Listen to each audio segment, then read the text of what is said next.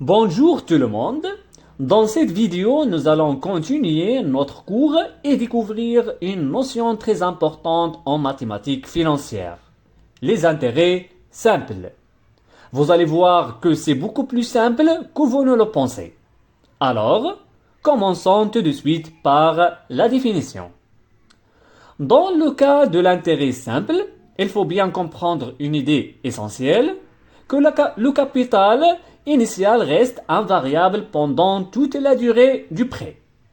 Autrement dit, si une personne emprunte un capital noté C0, ce capital ne change pas pendant toute la durée du prêt.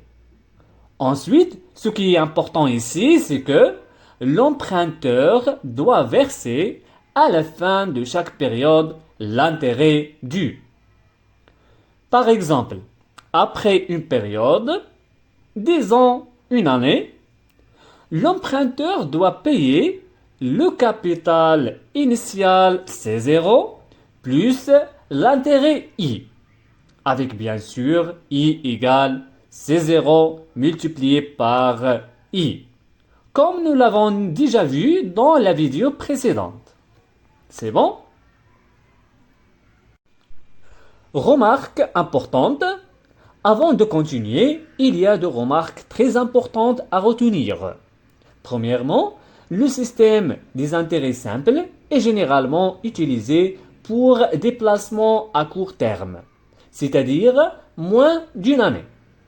Deuxièmement, tous les calculs concernant les intérêts simples avec des durées dépassant un an ne le sont que pour servir de calcul théorique. C'est bon? C'est-à-dire lorsque la durée dépasse une année, les calculs en intérêt simple sont théoriques uniquement. Cela signifie que, dans la pratique réelle, pour les durées longues, on utilise plutôt les intérêts composés, que nous verrons dans le troisième axe, Inch'Allah. Et ces derniers concernent les placements à long terme et sont considérés comme des calculs réels et non théoriques. J'espère que cette idée est bien claire. Petit résumé avant de continuer.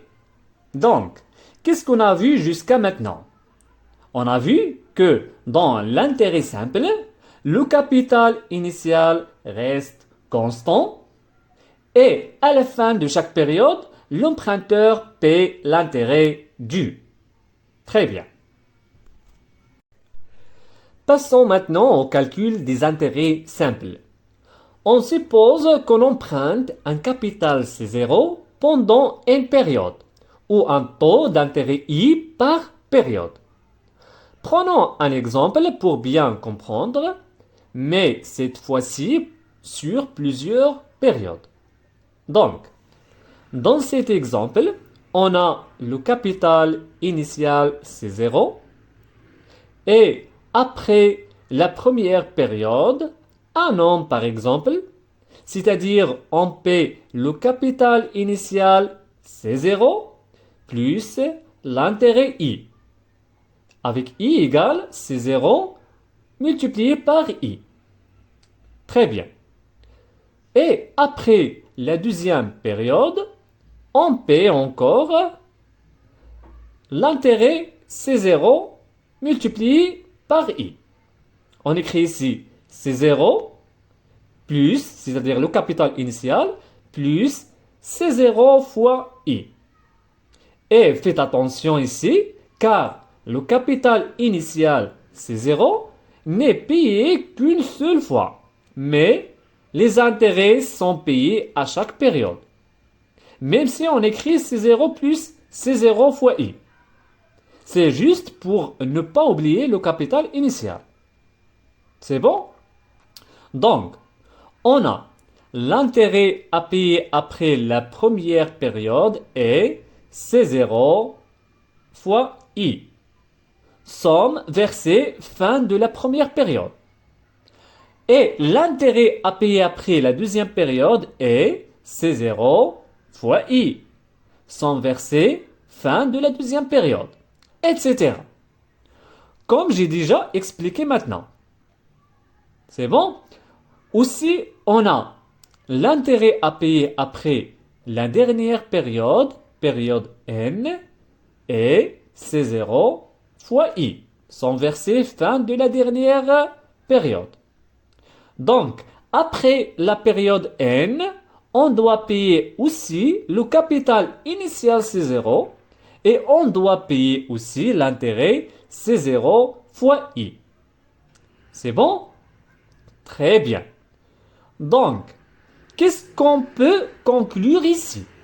On conclut que l'intérêt global ou l'intérêt total, c'est-à-dire l'intérêt total qu'on doit payer après la période N, autrement dit, c'est la somme des intérêts à payer, C0 fois I, à chaque fin de période. Par exemple, supposons que tu empruntes 10 000 dirhams et que tu demandes à une banque ou à une personne de rembourser après un an ton emprunt avec un intérêt. Je rappelle ici que les transactions basées sur l'intérêt, usure, sont interdites dans notre foi islamique. Nous étudions ici ces notions uniquement pour comprendre leur fonctionnement et leurs effets. Ces pratiques peuvent avoir des conséquences négatives, notamment en aggravant la situation des personnes en difficulté. C'est pour cela qu'il est recommandé d'aider sans intérêt, par solidarité et par valeur morale. Donc, revenons à notre explication.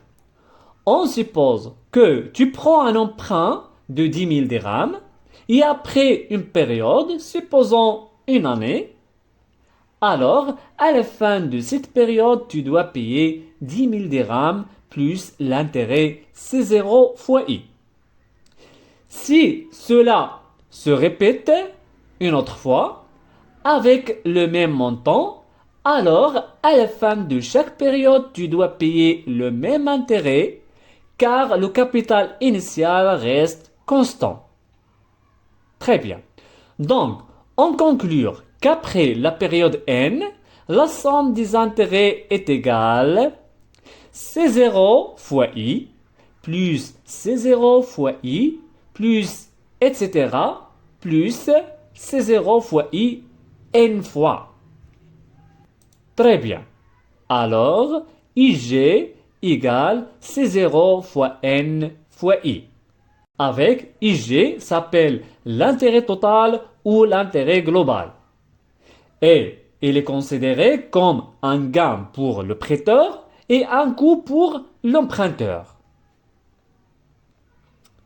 Passons maintenant à une deuxième notion très importante, la valeur acquise. La valeur acquise est la somme totale remboursée par l'emprunteur et reçue par le prêteur. Appelée valeur acquise est notée VA ou valeur définitive notée CN du capital C0. Et CN est égal C0 plus IG, c'est-à-dire la valeur définitive égale le capital initial plus l'intérêt global. Ce qui donne Cn égale C0 plus C0 fois N fois I. On remplace IG par C0 fois N fois I. Ce qui donne Cn égale C0 facteur 1 plus N fois I. Et aussi on peut écrire VA égale C0 facteur 1 plus N fois I, c'est-à-dire la valeur acquise. On a deux notions qu'on peut utiliser. Soit on écrit VA, c'est-à-dire la valeur acquise, ou bien CN, la valeur définitive. Ce sont les mêmes. Passons maintenant à un exercice d'application pour expliquer les relations que nous avons vues.